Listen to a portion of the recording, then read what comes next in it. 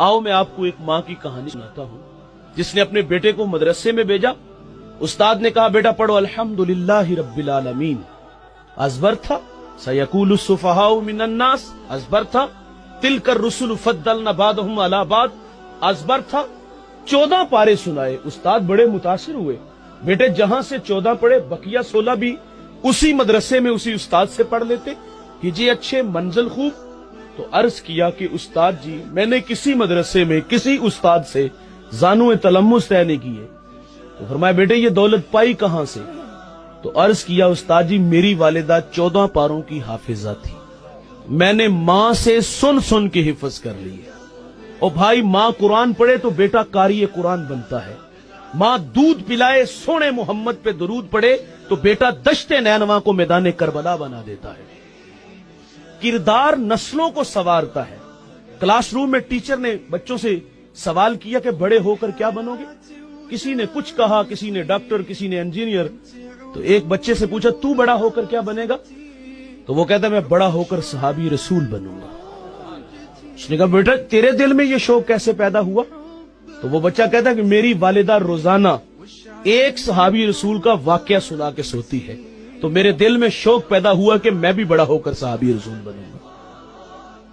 ये सिखाए जाते हैं, जिंदगी के गुर सलीके बताए जाते हैं। मंसूर अलवी एक बहुत बड़ा राइटर गुजरा है, वो भी इसी तरह की एक बात सुनाते हैं कि मैंने क्लास में एक बच्चे से पूछा तू बड़ा होकर क्या बनेगा? तो वो कहता मैं बड़ा होकर नूरुद्दीन जंगी बनूंगा। आप जानते हो नूरुद्दीन जंगी वो शख्सियत है जिन्हें रसूलुल्लाह सल्लल्लाहु अलैहि वसल्लम ख्वाब में आके फरमाते हैं कि 2 चतकबरे कुत्ते मेरी तरफ बढ़ रहे हैं और फिर वहां से वो दौड़ते आए और उन्हें वासले नार करते हैं। कहा बेटे तेरे दिल में ये शौक कैसे पैदा हुआ? तो अर्ज किया उस्ताद जी मेरी वालिदा कहती थी कि बेटे अगर तू नूरुद्दीन जंगी बनेगा ना तो ख्वाब में रसूलुल्लाह अपनी जियारत से तुम्हें मुशर्रफ फरमाएंगे। हमने माहौल क्या दिया? गाली का, और उस पर उसकी हौसला अफजाई की। उससे बकायदा तकाजा किया गया गाली दादा अबू को सुनाओ, पापा को सुनाओ, भाई को सुनाओ। ये कुछ सुनाने वाली चीज है? पहली नसीहत जो अभी अभी ईमान लाया है उसको क्या की? गाली नहीं देना। मेरे नबी फरमाते मुर्गे को गाली ना दो। क्यों? फरमाया वो तुम्हें नमाज के लिए उठाता है। यहां जुमला लीजिएगा, फरमाया मुर्गे को गाली ना दो वो तुम्हें नमाज के लिए उठाता है। आज लोग उलमा को गालियां देते हैं जो लोगों को दीन सिखाते हैं, जिन्हें अस्तंजा करने का भी पता नहीं ना होता, जो मुंह में आता वो कह देता है। और भाई जिसको मुसल्ले पे खड़ा करो ना इसकी इज्जत भी किया करो। जुमारात को कापी पेंसिल लेके मकान की छत पे चढ़ना जाया करो और वो 250-300 रुपए जो चंदा इकट्ठा होता है उस पर भी हमें एतमाद नहीं होता। फिका का मसला अगर दिल में इतनी बात आ जाए ना कि मेरे कपड़े इमाम के कपड़ों से अच्छे, नमाज ही नहीं होती। जिसको मुसल्ला दो उसको इज्जत भी दो। और मैं मुर्गे को गाली ना दो, पिस्सू को गाली ना दो। तालीम तो यहां तक है कि किसी पर लानत भी ना करो। जाबिर बिन सुलैम को पहली नसीहत क्या फरमाई? किसी को गाली। आज वादा करते हैं आज के बाद गाली नहीं देंगे इंशाअल्लाह। दूसरी नसीहत फरमाई जाबिर बिन सुलैम नेकी को हकीर ना जानना। देखिए हम रोजाना फैक्ट्री, कारखाना, ऑफिस, बाजार जाते हैं और कई बार ऐसा होता है कि हमारे रास्ते में कोई रोड़ा, कोई पत्थर आ जाता है और हम एहतियात से गुजर जाते हैं, लेकिन ये ख्याल कभी नहीं गुजरा कि यार मेरे बाद को मेरा मोमिन भाई इस रास्ते से गुजरेगा, कहीं बेखबरी में इस पत्थर से, रोड़े से उलझ ना जाए।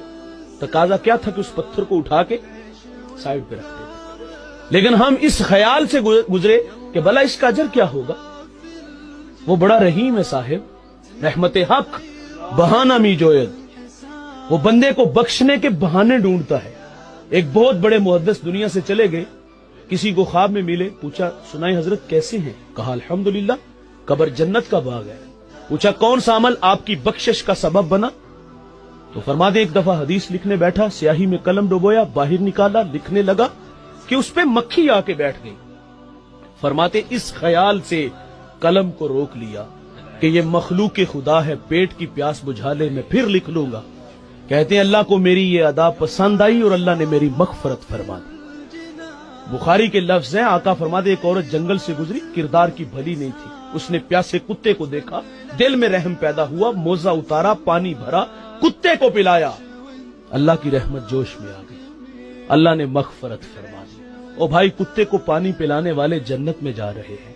اگر آپ دکھی انسانیت کے کام آؤ، بھوکوں کو کھانا دو، برہنہ کو لباس دو، پیاسے کو پانی دو، پیادہ کو سواری دو، جنت ملے گی۔